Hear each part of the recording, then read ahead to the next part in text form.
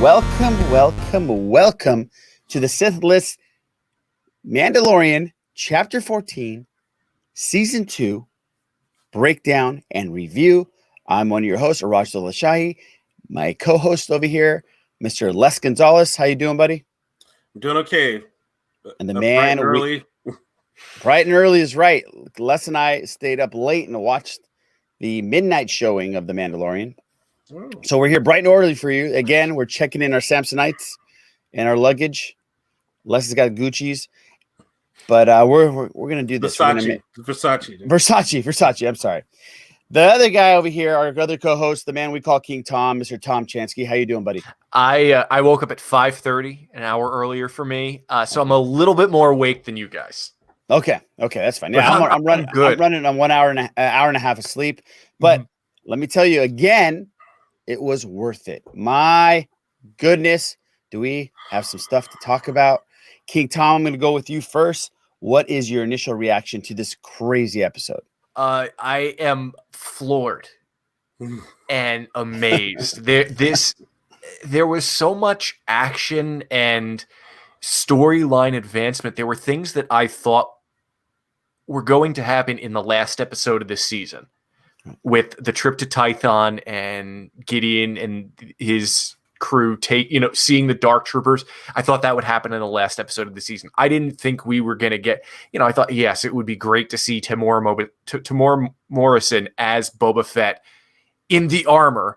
Right. I thought it'd be great to see, Fennec Shand didn't really die. I didn't think we were going to get that now. And the way they did it, the way they pulled it off, I imagine our friend Hawes Burkhart down in Alabama, he's still screaming about all this because Boba was everything that people have wanted him to be for the last 37 years. That's right. 40 years now. And not only that, but Fennec Shand was just as amazing in live action. We got some cool action from Din too. So whoever did the stunts, fight choreography, that Robert Rodriguez directing this episode, it was just amazing in that sense. It really was. I absolutely loved this episode. I loved every single episode. Actually, it's crazy. Seems like they keep getting better and better and better. And I keep saying, "Wow, that was in my top 3. That's one of my favorite ones." But unbelievable, King Tom. You're right. I did not think that we were going to get all the things that we got. Right? Mm-hmm. We got Tython. We got to see the temple there. And remember, Jedis don't do very well sitting on top of rocks, as we know. We got the Dark Troopers. I'm going to go out of order. We got the Dark Troopers. Grogu got abducted. Darksaber shows up. The Moff Gideon shows up. Obviously, Boba Fett shows up. Mm-hmm. Fennec Shand shows up. It's just the Razor Crest gets blown up. It was a crazy episode. Well done, Robert Rodriguez. I know I read some stuff about people thinking that the special effects weren't that great because they saw some fuzzy white stuff on the sides and the corners. I also read that Robert Rodriguez did that on purpose to make you feel like you were in the helmet of a stormtrooper. So if there's little fuzzy stuff on little frames on the right hand and left hand side, it's done purposely. I don't think they would have just left that in there. So crazy. It felt like I was playing Battlefront for 45 minutes. That's how it felt like. It was, except for me getting killed constantly. That part wasn't in there, which is great. So it was exactly what I want to do when I want to play Star Wars video games, to walk around and look at everything and not get killed. So absolutely loved it. I know it's a little bit jarring because we don't usually see gun battles and firefights outside in that atmosphere in the daytime. Kind of felt a little bit like a paintball game going on, or is a paintball landscape, but it was rad, man. I absolutely loved it. What'd you think, Les? I'm shaking right now. That's because of lack of sleep. That's lack of sleep. That too, but I am not a happy camper, man. They have put Grogu right into the jaws. Not the jaws. He's in the bowels of danger right now, dude. Like he's in the intestinal chambers of danger. Everything was cool though. In all honesty, this second season is showing I'm afraid of what's going to happen from here on out for any other types of productions, and especially for like a third season of Mandalorian, because this has been just a great success as a second season for all types of shows. Let's be honest here, man. Like a lot of shows, either they have like a defining arc for, you know, that season, or for one of their seasons if they have a long running season. Dude, Mandalorian, you know, first season you just get like all this, like, you know, these tidbits. You get Grogu introduced, and then all of a sudden this season they're like, "Hey, man, we're just throwing it all in the wok and just stirring it up." You know, we're bringing Thrawn, we're bringing this, we're bringing that. For them to tie that plot point of Fennec Shand being left for dead, and the Spurs that clickety clack as they come to pick her up, and all the speculation as to who that could be. Ultimately, a lot of people that were like, "Hey, was that Boba Fett that might have done that?" You know, and now all of a sudden you get that. And then again, we get this amazing, if not even, okay, so maybe the fight choreography wasn't great, but the gunfight choreography, now that I know that it was Robert Rodriguez, like, you kind of go, okay, cool, man. And he did some things with an aged Boba Fett where you're just like, okay, here we go, dude. This is, and he looked up like, look, and, you know, he's like, I'm going to keep my oath. And yeah, you don't mess with dad. You don't mess with dad bod Boba Fett. Yeah, and big flex from Moff Gideon. I think I said it our predictions before our reaction. I was like, Moff Gideon's gonna flex in some way, shape, or form. Yeah, and he flexed for sure, and efficient too, man. Came in, got that kid, and got out of there, man. You guys notice, and on everybody, and we're gonna zigzag throughout the entire the episode right now. And unless you brought up the Moff Gideon, you notice that it doesn't look like the first time that he's brought out that Darksaber, because Grogu was, and they were, if you watch it again, Grogu was battling that Darksaber. He was pushing against it. I've watched that clip twice, and it looked like the first time we didn't catch it less, but the second time I saw it, claw went up. Yeah, I remember. Yeah, right? It looked like he was trying to push it away, and maybe he's messed with him. Gideon's messed with Grogu with that thing. He's like, not now. You don't have it in you right now, right? Well, what it shows totally is simply this: it even though Grogu is 50 years old, or a quote aged, he's still literally a baby. Yeah. And you know, even with his force powers, and even in this regard, you see, okay, he's, you know, they open that cell and he's going to town, dude, because he's like fiercely defending himself, but he just doesn't have the stamina to maintain that level of power, you know, which would have helped if he had training. You know what I mean? If he still had proper training to a certain point, even up to this point, you know, he wouldn't be as drained using the force. Right. Which I think that's what Ahsoka was getting at last week when she said you need the training. Yes. Yeah. That's so right. it's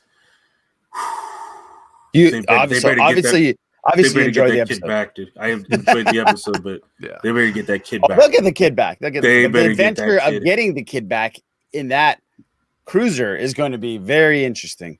It's going to be the A team. It's going to be the A team.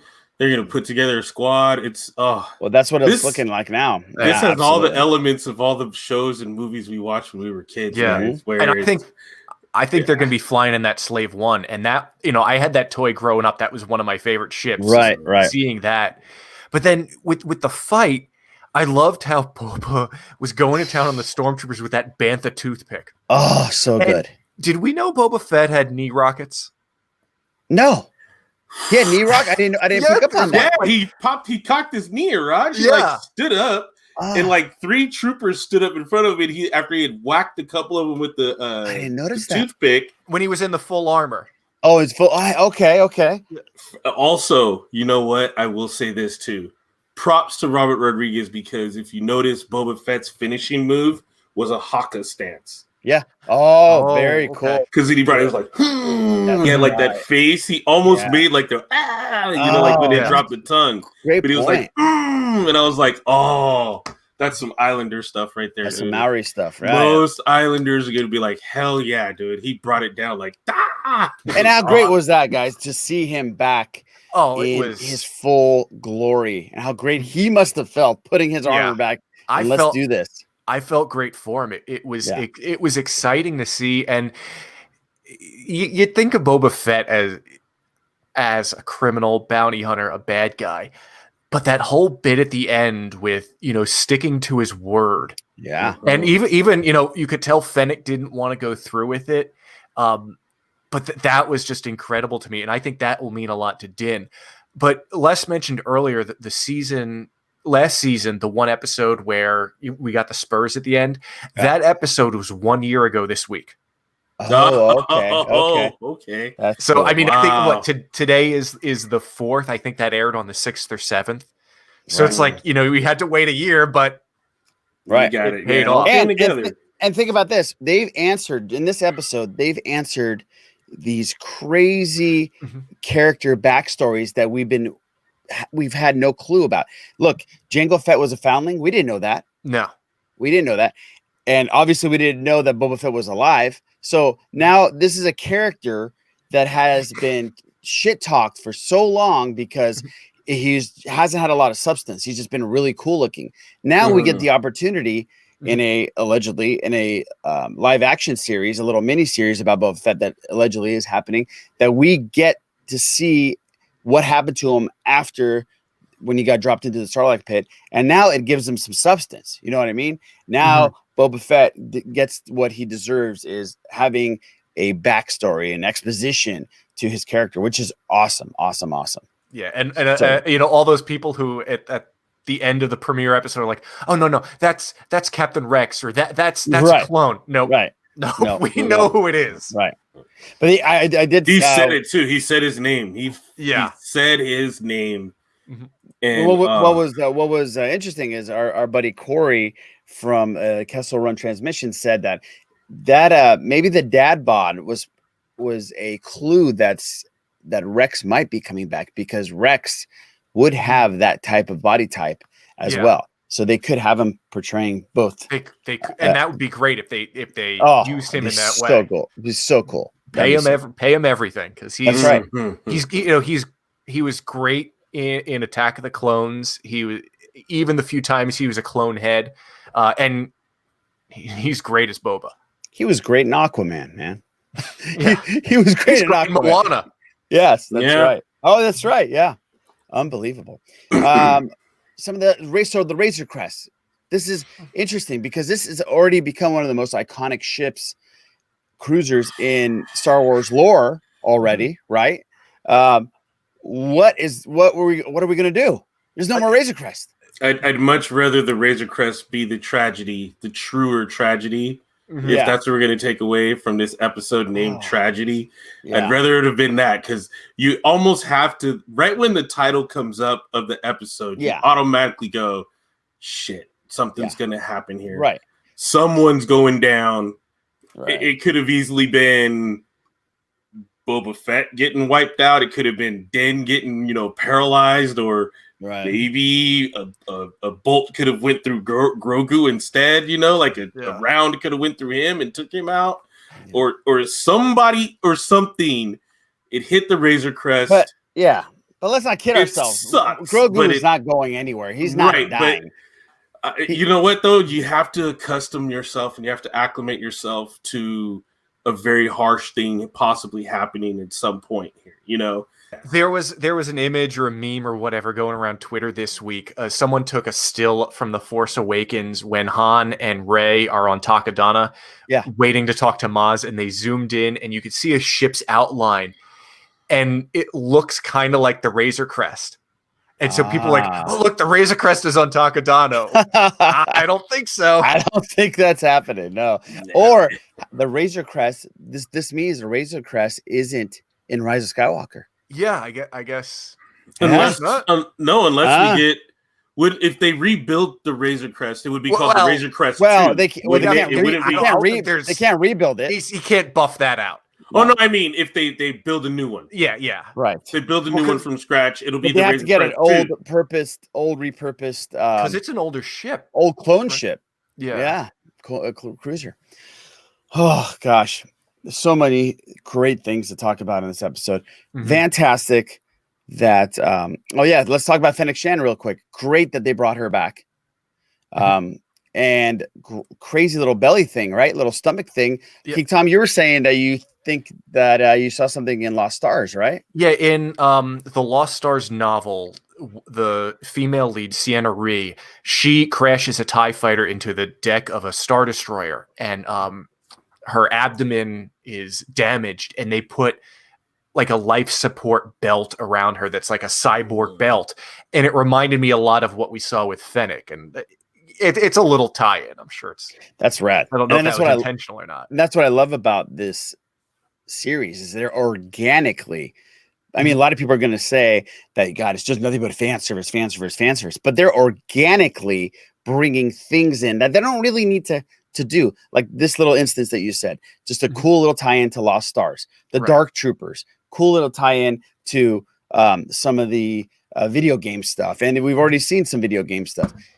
And Thrawn being thrown out there. I'm sure in the next week, we'll see people taking screenshots of those fugitives or criminals in the last few scenes that the garbage person pulled up on her monitor. So I'm sure that there will be all sorts of Easter eggs with those names and pictures too. Absolutely. And that's it was a good callback to Bill Burr's Burr's character. I'm sure the next episode is going to just be Din going around recruiting everybody. And I am so furious right now that I want to be on the list. I need them to film a scene of them, pulling up outside my lawn, pulling up right outside my house going, "You ready?" And me just walking out with like my hockey stick and a hatchet and like, "Let's go get it." Well, that could have been you, Les. Let me tell you why that could have been you. This was filmed in Southern California, I believe, is what I heard. And last year, people saw a bunch of stormtroopers out in that area and said, "Oh, somebody's making a fan film." And then they had a picture of a guy with a hat on, like a cowboy hat on, and they're like, "Oh, wait, is that Filoni?" No, that was a fan film. That was actually Robert Rodriguez. He wears that same type of cowboy hat when he directs. So that the people that saw that were watching a scene from Mandalorian and had no idea that that's what it was. This is one of those things where like it's cool to have that friendship with a guy like Favreau. Yeah. Because he's just like, "Hey, man, I'm doing something. You want to come direct an episode? Hey, you want to help out? You want to check this out? You got?" And it's like, "Cool. Oh, can I direct? Yeah, sure." And now all of a sudden it's like Robert Rodriguez, Desperado, dude. Like, come on, guys. Like, fantastic. El Mariachi. Like, are we going to get Tarantino doing next season, an episode next season? Well, the amount of cuss words. The amount of Dake Farrick is gonna go like 1,000 times. Yeah, Dake Farrick 1,000,000. Right. And if you're black, watch out. You're probably gonna get killed off. Oh yeah. So that'll be goodbye grief from Moff Gideon. Dang, man. He'll do the episode where it's Samuel Jackson. It's gonna come back and save the day. And Mace Windu like do a Jedi Creed or something while people are in the room. Now I shall bring down vengeance. Oh, you Lord. will know me as a wielder of the Force. That's awesome. Well, what do you guys give it? We'll wrap this up. What do you guys give it, King Tom, out of 10? Last week I did a 9.5 because I'm saving that half. What do you give this one? 9.5. Yeah, me too. 9.5 on this one too. Les? 9. I'll give it a 9. Just because what they're man. Those Dark Troopers came down. You knew it. You knew he wasn't going to make it up the hill. You mean the Iron Man fleet? Yeah, when the Iron Giant, they were literally like the Iron Giant coming down, like just like, and it had like, oh, what a nostalgic, 1950s, 40s noir film with the futuristic robots coming down and like the way the world's kind of bam, and they like stomped down, and then. And it was just straight up, and it was like blocky, and it was cool. Super but cool. I'm gonna give it a 9 because it was really cool, but kind of pissed, dude. These next few days are gonna be really upsetting, dude. Because you just we gotta get through it. We gotta get through it. And don't you worry, the Disney shareholder meeting is coming up. It's Oh to be yeah, 4 hours long. Don't you worry about. They're the ones that are going to save Grogu. Yeah, they are to save Grogu. They're the ones that are going to come walk in, and Robert Iger walks up and goes, "Sorry guys, I can't let this happen." Both Bobbies are going to come in and save the day. Just grab something and they just walk away. Coffee's in the other room if you guys want. All right, guys. Well, thank you so much for coming by and watching our breakdown and review. If you want to check Les and I's reaction, we have that up on YouTube as well. We're going to do this for the next 2 episodes. And man, oh man, if this one was like this, I can't imagine the next 2. So please subscribe if you want to see more of this. We'll break down the rest of this episode on episode number 227 of our podcast, The Sith List. And you can check us out there. But thank you again for stopping by. And we'll catch you next time on The Sith List.